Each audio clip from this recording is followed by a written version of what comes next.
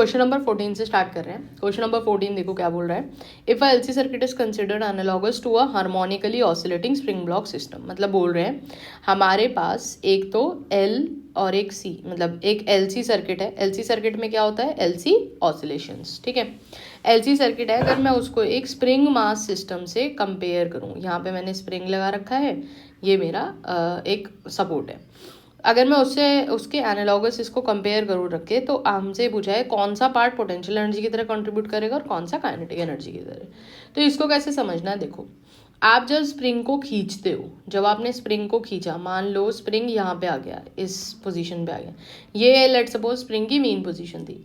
जब हम स्प्रिंग को खींचेंगे, जब हम स्प्रिंग को खींचते हैं, एज वेल एज अगर आप एलसी सर्किट में देखो तो हम अगर कैपेसिटर को चार्ज कर रहे हैं, स्प्रिंग को खींचना एक तरीके से किससे सिमिलर है, हमारे कैपेसिटर को चार्ज करने के, correct. Capacitor plus Q charge पे चार्ज हो गया, हमने एक बैटरी लगा रखी है उससे, ठीक। इस एक्सटर्नल बैटरी ने कैपेसिटर को चार्ज कर दिया क्यू चार्ज से। इसको कैसे सिमिलर मानना है कि जैसे आपने एक स्प्रिंग पकड़ा, एक ऑब्जेक्ट पकड़ा जो स्प्रिंग के साथ कनेक्टेड था, उसको पीछे खींच दिया। अब इस पॉइंट पर जब आप इसको छोड़ोगे यहाँ पर, तो यहाँ पर इसकी वेलोसिटी, इसके अंदर कुछ वेलोसिटी इम्पार्ट करेगी। ये जो आपने इसको खींचा, ये इसके अंदर पोटेंशियल एनर्जी की तरह स्टोर होगा और फिर वो पोटेंशियल एनर्जी काइनेटिक एनर्जी में कन्वर्ट हो जाएगी। स्प्रिंग बहुत जोर से, स्प्रिंग मास सिस्टम बहुत जोर से मूव करेगा। जब ये वापस आएगा अपनी मेन पोजीशन पे, तो मेन पोजीशन पे वापस आने को कैसे कंपेयर करना है कि आपने अब कैपेसिटर को चार्ज कर दिया, डिस्चार्ज कर दिया, कैपेसिटर से आपने सारा चार्ज बाहर निकाल लिया। तो इसका मतलब हम एक तरीके से ये बोल सकते हैं कि जो भी हमारी डिस्प्लेसमेंट हो रही थी स्प्रिंग मास सिस्टम में, उसको हम एलसी ऑसिलेशन से एलसी सर्किट में कैसे कंपेयर कर रहे हैं, चार्ज के साथ कंपेयर कर रहे हैं। जो वेलोसिटी थी, हमने यहाँ पर इसको छोड़ा, जब एक्सट्रीम पोजीशन पे लाके हमने इसको छोड़ा, तो इसके अंदर कुछ वेलोसिटी आई, जिस वेलोसिटी के साथ ये वापस जा रहा था। सर्किट के अंदर क्या हो रहा था, जब हमने क्यू चार्ज से चार्ज कर दिया पूरा कैपेसिटर, क्योंकि कैपेसिटर चार्ज था, तो सर्किट के अंदर एक करंट फ्लो होना शुरू हुआ। मतलब उस एलसी सर्किट ने एल के अंदर, मतलब इस इंडक्टर के अंदर कुछ करंट फ्लो कराया। कंडक्टर, अगर इंडक्टर के अंदर करंट फ्लो हुआ तो इंडक्टर के अंदर कितनी एनर्जी स्टोर हो जाएगी, हाफ एल आई स्क्वायर, ठीक है। इसका मतलब वेलोसिटी किसका एनालॉग है, करंट का, ठीक है। अगर वेलोसिटी करंट का एनालॉग है तो एक्सेलरेशन किसका एनालॉग होगा, D I by D T, rate of change of current का। मास है यहाँ पर मास है, मास किसका एनालॉग हो जाएगा अब इधर, इंडक्टर का, करेक्ट। क्योंकि आपकी जो एनर्जी है, तो अब काइनेटिक एनर्जी यहाँ पर कैसे लिखोगे, हाफ एम वी स्क्वायर से। यहाँ पे काइनेटिक एनर्जी क्या होगी, हाफ एल आई स्क्वायर। यानी कि काइनेटिक एनर्जी की तरह कौन बिहेव करेगा, जो इंडक्टिव एनर्जी थी, मतलब जो इंडक्टर के अंदर एनर्जी स्टोर हुई थी। उसके बाद पोटेंशियल एनर्जी, पोटेंशियल एनर्जी कैसे लिख सकते हो, आपकी पोटेंशियल एनर्जी की तरह कौन कंट्रीब्यूट करेगा, जो भी आपकी कैपेसिटर की एनर्जी होगी, यानी कि half C V square will work as potential energy. क्यों, क्योंकि जब half C V square energy store हुई थी इस कैपेसिटर के अंदर, उसी समय ये हाफ सी वी स्क्वायर जो एनर्जी थी, उसी एनालॉग में जब हमने मास को पीछे खींचा था, तो इस मास के अंदर पोटेंशियल एनर्जी स्टोर हुई थी।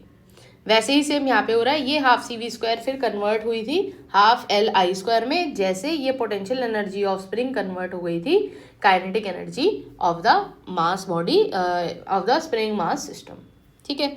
तो कौन सी इसमें पूछा है, पोटेंशियल एनर्जी का एनालॉग कौन होगा, half C V square, and kinetic energy का एनालॉग कौन होगा, half L I square. I hope ये एक बार क्लियर हो गया होगा, ठीक है। नेक्स्ट 15th क्वेश्चन में क्या बोल रहे हैं, draw the equivalent circuit of the circuit shown. आपको एक सर्किट बना के दे रखा है, इसका इक्विवेलेंट आपने बनाना है। किस सिनेरियो में इक्विवेलेंट बनाना है, एट वेरी हाई फ्रीक्वेंसी, और फिर इफेक्टिव इम्पिडेंस फाइंड आउट करनी है। वेरी हाई फ्रीक्वेंसी पे देखो क्या होगा, अगर मैं एक्सेल की बात करूँ, एक्सेल का फॉर्मूला होता है ओमेगा एल।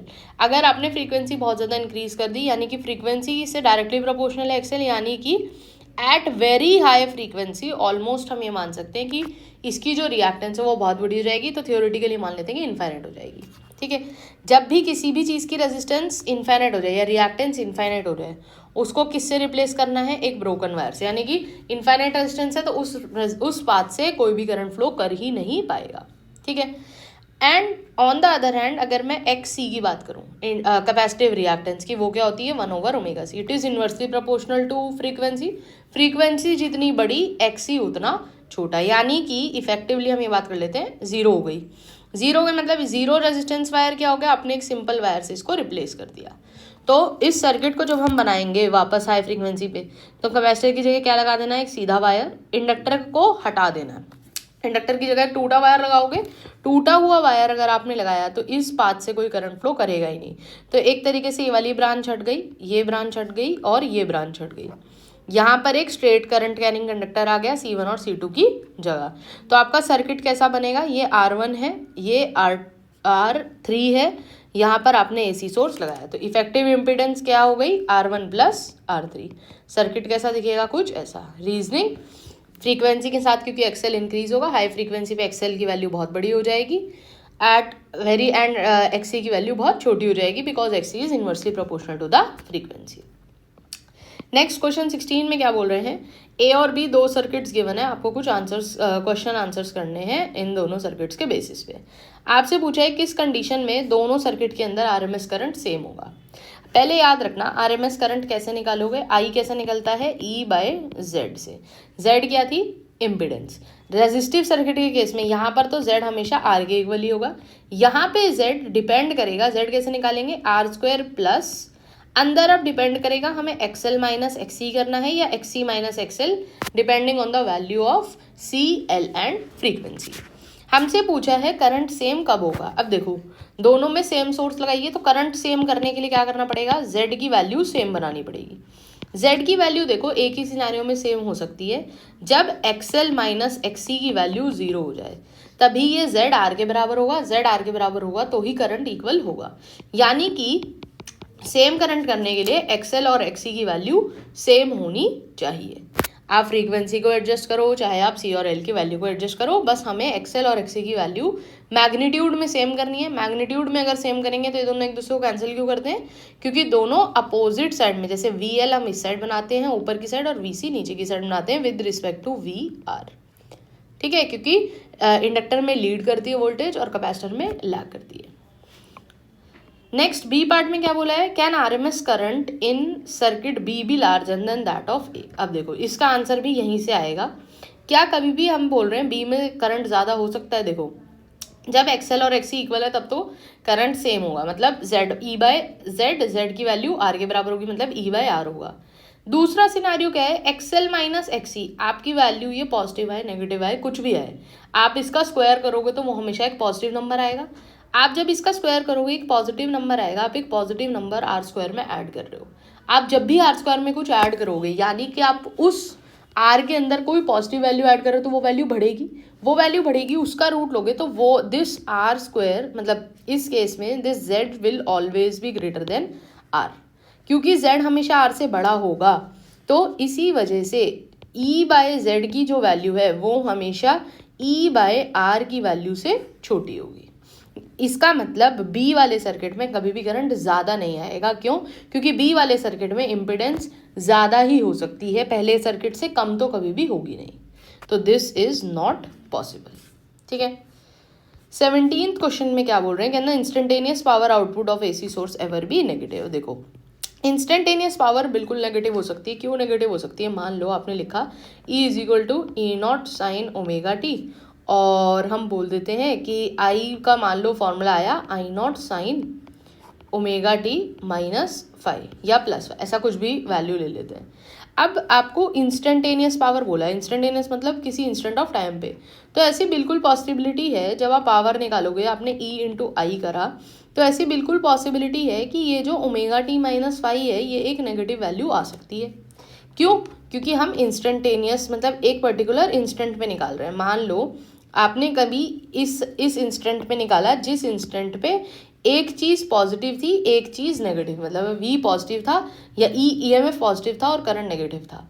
अगर आप ऐसे इंस्टेंट में निकालोगे तो इंस्टेंटेनियस पावर नेगेटिव आने की बिल्कुल पॉसिबिलिटी है। मैथमेटिकली कैसे शो कर सकते हैं कि ओमेगा टी माइनस 5 और टी की वैल्यू कुछ ऐसी हो सकती है कि ओमेगा टी माइनस 5 नेगेटिव हो जाए। वो अगर नेगेटिव होगा तो ऐसी बिल्कुल पॉसिबिलिटी है कि at given instant of time I negative हो जाए और ई पॉजिटिव रहे। इस सिनेरियो में इंस्टेंटेनियस पावर नेगेटिव हो सकती है। बट सेकंड में पूछा है एवरेज पावर। एवरेज पावर कभी भी जीरो नहीं होगी। क्यों, क्योंकि ऑन एन एवरेज जो भी टोटल एनर्जी होगी AC की, वो ऑन एन एवरेज हमेशा पॉजिटिव ही होगी, क्योंकि आपने अगर देखा है तो जब भी हम एवरेज करंट बोलते हैं तो हम एवरेज करंट कैसे बोल रहे हैं, हमने AC करंट ऐसे बनाया, बट एवरेज करंट हम हमेशा एक स्ट्रेट लाइन बनाते हैं पैरेलल टू एक्स एक्सिस। तो एवरेज पावर कभी भी जीरो नहीं होगी, इंस्टेंटेनियस पावर यस वो नेगेटिव हो सकती है, एवरेज पावर कभी भी नेगेटिव नहीं होगी। क्वेश्चन 18 में बोला है हमको बैंडविड्थ फाइंड आउट करनी है और मार्क करनी है फिगर में। देखो बैंडविड्थ हमेशा आप किस पे वैल्यू बैंडविड्थ पहली बात कैलकुलेट कैसे करते हो, ω2 माइनस ω1 से, मतलब डिफरेंस ऑफ फ्रीक्वेंसी से आप बैंडविड्थ कैलकुलेट करते हो। और ये दोनों जो फ्रीक्वेंसीज हैं, ये फ्रीक्वेंसी किस पे होनी चाहिए, जब करंट जो है वो पीक वैल्यू के √2 टाइम्स है, 1/√2 टाइम्स होगा, उस वैल्यू पे आपको ये फ्रीक्वेंसी फाइंड आउट करनी है। यानी कि एक बार आप लोगे, जैसे आप देख रहे हो ये पीक है, अगर मैं यहाँ से एक ऐसे लाइन डालूँ पैरेलल टू एक्स एक्सिस, मुझे करंट की उस वैल्यू पे ये स्ट्रेट लाइन डालनी है जिस वैल्यू पर जो पीक करंट है उसके √2 टाइम्स हो जाए मेरा करंट। पीक वैल्यू कितनी है यहाँ पे, अगर जूम करके देखेंगे थोड़ा सा, पीक वैल्यू कितनी है 1, तो 1 डिवाइडेड बाय √2 कितना आएगा, ऑलमोस्ट 0.707। तो मुझे क्या करना है 0.7, यानी कि यहाँ पे 0.7 पे मुझे ऐसे एक लाइन डालनी है, स्ट्रेट लाइन डालते हैं 0.7 से। 0.7 से जब हम एक स्ट्रेट लाइन डालेंगे तो हमारे को क्या मिल रहा है, ये ग्राफ 2 पॉइंट्स पे कट करेगा। अब इन दोनों पॉइंट्स की आपको फ्रीक्वेंसी फाइंड आउट करनी है। यहाँ से एक स्ट्रेट लाइन डालो, यहाँ पे आ रही है, यहाँ से एक स्ट्रेट लाइन डालो, यहाँ पे आ रही है। तो ऑलमोस्ट अगर आप देखोगे ω2 की वैल्यू ऑलमोस्ट आपकी 1.2 आएगी, ω1 की वैल्यू ऑलमोस्ट आपकी 0.8 आएगी। ω1 ω2 कौन सी फ्रीक्वेंसी है, जिन फ्रीक्वेंसीज पर जो करंट की वैल्यू है instantaneous current that is 1/√2 times off peak current. तो ω2 ω1 आ गया, तो बैंडविड्थ कितनी आ जाएगी 1.2 माइनस 0.8 यानी कि 0.4 रेडियन पर सेकेंड। यूनिट लिखनी इंपॉर्टेंट है, पता होना चाहिए कि आपने कौन सी फ्रीक्वेंसी ली है, एंगुलर फ्रीक्वेंसी या फ्रीक्वेंसी, मतलब हर्ट्ज में ली है या रेडियन पर सेकेंड में ली है, तो वो यूनिट से पता लग जाता है। This was question number 18। Question number 19 में क्या बोला है, ऑल्टरनेटिंग करंट का ग्राफ डिस्क्राइब कर रखा है, आपसे पूछा है आरएमएस करंट आपको बना के दिखाना है ग्राफ के अंदर। अब देखो आरएमएस वैल्यू किसी भी चीज़ की कैसे निकालते हैं, यहाँ पे आप दो पीक वैल्यूज देखोगे, पॉजिटिव साइड पे मैक्सिमम वैल्यू 1 है, नेगेटिव साइड पे मैक्सिमम वैल्यू 2 है। तो आरएमएस का मतलब क्या होता है, रूट मीन स्क्वायर, यानी कि आरएमएस रूट मीन स्क्वायर। इसका मतलब क्या है, आप पहले सारी क्वांटिटीज का स्क्वायर करो, सारी वैल्यूज का, पीक वैल्यूज का स्क्वायर करते हैं, 1 का स्क्वायर और 2 का स्क्वायर, उनका मीन निकालना है, उन दोनों वैल्यूज को ऐड करो, divided by number of observations 2 थी, मीन स्क्वायर निकला है अभी ये, रूट मीन स्क्वायर निकालना है, तो इस मीन स्क्वायर का अंडर रूट ले लो, इससे आपको क्या मिलेगी, इससे आपको इस करंट की आरएमएस वैल्यू मिल जाएगी। कितनी आएगी आरएमएस वैल्यू, √5/2, √5/√2 आपका ऑलमोस्ट 2.5 का रूट, 2.5 का रूट कितना हो गया आपका, अप्रॉक्सीमेटली 2 का रूट मतलब 1.6, ठीक है, 1.6 का आप स्क्वायर लेके देख सकते हो, और अप्रॉक्सीमेटली ये √2.5 आएगा, √2.5 आपका अप्रॉक्सीमेटली वैल्यू 1.6 आएगी। तो आपको ग्राफ में 1.6 शो कैसे करना है, ग्राफ में 1.6 आपको यहाँ पर बीच में एक ऐसे लाइन डाल देनी है, आरएमएस वैल्यू तो चेंज हो गई नहीं, इसको ऐसे लिख देना है, this is IRMS, this is the representation of RMS current. Last question number 20 क्या बोल रहा है, how does the sign of phase angle phi change by which voltage leads the current in an LCR circuit change as the supply frequency is gradually increased। मतलब पहले जो frequency थी आप उसको कैसे, पहले वो लो थी, लो से आप उसको अगर हाई लेकर जा रहे हो तो क्या चेंजेस होंगे। अब इसको भी कैसे याद रखना है, देखो दो चीज़ें हैं, रेजिस्टेंस की वैल्यू तो फिक्स रहेगी, resistance is independent of frequency, बाकी जो दो कंपोनेंट्स है वो उनकी रिएक्टेंस फ्रीक्वेंसी डिपेंडेंट है, XL is ω_L, XL is directly proportional to frequency, XC is 1/ωc inversely proportional to frequency. यानी कि अगर मैं यहाँ पर ऐसे एक टेबल फॉर्म में बनाऊँ, जब फ्रीक्वेंसी लो थी, लो फ्रीक्वेंसी पर XL की वैल्यू छोटी होगी और XC की वैल्यू बड़ी होगी, हाई फ्रीक्वेंसी पर XL की वैल्यू छोटी होगी और XC की वैल्यू हाई फ्रीक्वेंसी पर XL की वैल्यू बड़ी होगी और XC की वैल्यू छोटी होगी। यानी कि जब फ्रीक्वेंसी लो है, जब फ्रीक्वेंसी लो है तो आप इम्पिडेंस कैसे निकालोगे? पहले अच्छा डायरेक्ट हम फॉर्मूला ही लिख सकते हैं। आपका जो फाई है इसमें हमने आपको अगर याद होगा तो tan फाई का फॉर्मूला निकालना सीखा था। tan फाई का फॉर्मूला क्या होता है? XL minus XC by R, या फिर generally XL minus XC by R ही लेते हैं, ठीक है। अब इसमें अगर आप देखोगे तो लो फ्रीक्वेंसी पे कौन छोटा है? एक्सएल। एक्सएल क्योंकि लो फ्रीक्वेंसी पे छोटा है, एक्सी की वैल्यू बड़ी है। लो फ्रीक्वेंसी पे क्या हो रहा है, यहाँ पे लिख लेते हैं, लो फ्रीक्वेंसी पे क्या हो रहा है? XL is less than XC. XL अगर लेस देन एक्सी है तो tan फाई कैसा आएगा? नेगेटिव। tan फाई नेगेटिव आएगा तो फाई कैसा आएगा? नेगेटिव। तो लो फ्रीक्वेंसी पर जो मेरी फाई की वैल्यू है वो कैसी है? Phi is negative, correct. High frequency पे क्या हो रहा है? हाई फ्रीक्वेंसी पर आपकी सी की वैल्यू छोटी है as compare to XL. XL बड़ा है हाई फ्रीक्वेंसी पे, एक्सी छोटा है, यानी कि tan फाई कैसा आएगा? पॉजिटिव। tan फाई पॉजिटिव आएगा तो फाई कैसा आएगा? पॉजिटिव। एक वैल्यू बीच में ऐसी आएगी from when you are going from low to high frequency, बीच में एक सिनेरियो ऐसा होगा जिस फ्रीक्वेंसी पे एक्सी और एक्सएल की वैल्यू इक्वल होगी। जब एक्सी और एक्सएल इक्वल होंगे उस सिनेरियो में फाई की वैल्यू कितनी हो जाएगी? 0, क्योंकि tan फाई 0 हो जाएगा। इसका मतलब ये हम ये बोल सकते हैं कि जब फ्रीक्वेंसी को हम लो टू हाई लेकर जा रहे हैं तो उस सिनेरियो में फाई की वैल्यू कैसे चेंज हो रही है? पहले फाई नेगेटिव था, फिर फाई 0 हुआ और फिर फाई पॉजिटिव हो गया। यानी कि ग्रेजुअली जो फाई की वैल्यू है वो नेगेटिव, फिर पॉजिटिव और फिर 0 और फिर पॉजिटिव होती जा रही